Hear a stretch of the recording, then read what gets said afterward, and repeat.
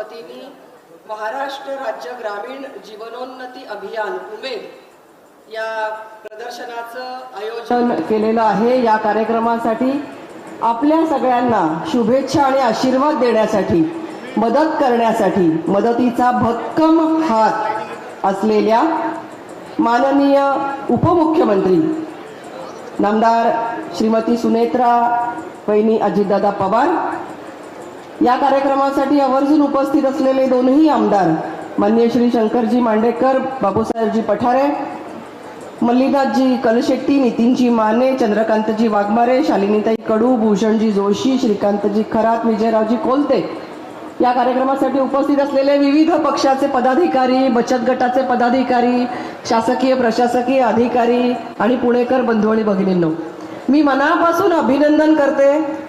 अतिशय सुंदर असा उपक्रम, बचत गटांसाठी आवर्जून ज्याची आवश्यकता आहे असा हा उपक्रम आपण या ठिकाणी राबवलाय आणि आम्हाला या ठिकाणी निमंत्रण दिलं। मगाशी साहेबांनी सांगितलं, वाघमारे साहेबांनी, की 100 पेक्षा जास्त स्टॉल्स या ठिकाणी आहेत आणि 5 दिवस पुणेकरांना अशा अस्सल वस्तूंचा ठेवा हा 5 दिवस खरेदीसाठी इथे उपलब्ध असणार आहे। प्रामुख्याने पुणेकर जनता ही अतिशय चोखंदळ आहे आणि महिलांनी खास घरगुती पद्धतीने बनवलेल्या पदार्थांचा आस्वाद असेल किंवा वस्तू असतील, आताच एक ताई आम्हाला सांगत होत्या की त्यांच्या ज्या वस्तू आहेत बनवलेल्या खाद्यपदार्थ जे आहेत ते इतके आवडले आहेत, देशातल्याच लोकांना नाही तर विदेशातल्या लोकांना पण आवडलेत आणि त्यांनी आवर्जून त्या भगिनींनी माननीय उपमुख्यमंत्री महोदयांना सांगितलं की 1000 पेक्षा जास्त मागणी त्यांची विविध देशामध्ये आहे। अशा प्रकारे आपल्या महिला स्वतःच्या स्थानिक भागातच कर्तृत्व गाजवत आहेत असं नाही, तर विदेशामध्ये सुद्धा आता त्यांच्या कामाची पोचपावती मिळालेली आहे आणि म्हणूनच उमेद सारख्या या उपक्रमाला मी मनापासून शुभेच्छा देते आणि अभिनंदन करते। मग अशी आपण हेही सांगितलं की 40 कोटीपेक्षा जास्त कर्जाचं वितरण सुद्धा इथे होणार आहे। मला आनंद वाटतो या भगिनींचं कर्तृत्व बघून आणि मनापासून शुभेच्छा आहेत उद्याच्या महिला दिनाच्या निमित्ताने। एक ताई मगाशी सांगत होत्या की त्यांनी कशा प्रकारे हेल्प डेस्क तयार केलेले आहेत। गावोगावी बँकांचे प्रतिनिधी हे मदतीसाठी उपलब्ध आहेत, कशा रीतीने कर्ज योजना त्यांना लाभ दिला जातो।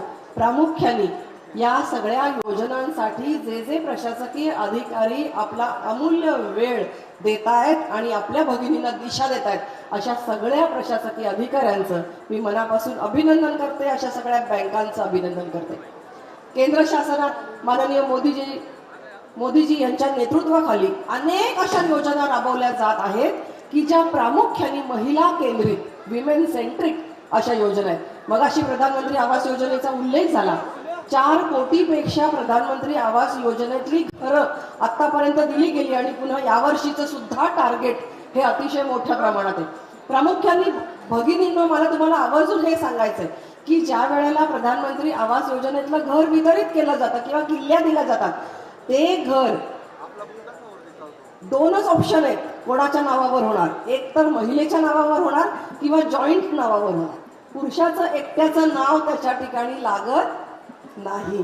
त्यामुळे घरातल्या महिला ज्या आहेत त्या आपल्या घरामध्ये सुरक्षित राहू शकतील याची तजवीज माननीय मोदी गव्हर्नमेंटने केली आहे। तुम्ही जर मुद्रा योजनेची माहिती घेतली तर मुद्रा योजनेमध्ये 60% पेक्षा जास्त लाभार्थी या महिला आहेत। त्यामुळे अशा पद्धतीने विविध योजनांचा लाभ घेत उंबरठा ओलांडून ज्या महिला पुढे आलेल्या आहेत त्या अशा सगळ्या योजनांचा लाभ घेत जी काही भरारी मारतायत त्याचं प्रत्यंतर आपल्याला इथे दिसतंय आणि त्या फक्त शहरी भागातल्याच महिला नाही तर ग्रामीण भागातल्या सुद्धा या सगळ्या महिला आहेत आणि त्यामुळे मला अभिनंदन करावं असं वाटतं या सगळ्या भगिनींचं।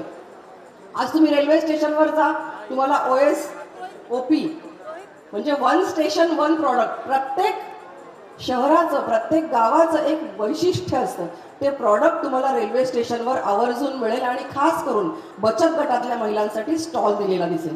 एअरपोर्टवर जा, एअरपोर्टवर बचत गटातल्या महिलांसाठी तुम्हाला स्टॉल दिलेला असेल। त्यामुळे तुम्ही कुठेही जा, अशा पद्धतीने बचत गटातल्या महिलांना खास करून आता SHE market, self help entrepreneurs market हे शासनाने डिक्लेअर केलेलं आहे. आता मध्यंतरी माननीय निर्मला सीतारामन यांनी, तुम्ही आवर्जून ऐकलं असेल त्यांचं भाषण बजेटचं, तर शी मार्केट, SHG मार्केट हे प्रत्येक शहरामध्ये, प्रत्येक गावामध्ये, जिल्ह्यामध्ये असावं, ह्याच्यासाठी त्यांनी प्रयत्न केला. मी पुणे जिल्ह्याचं अभिनंदन करीन की पुण्यामध्ये सुद्धा अशा प्रकारचं एक उमेद मार्केट, उमेद मार्ट हे आपण करत आहात. त्याचं काम चालू आहे.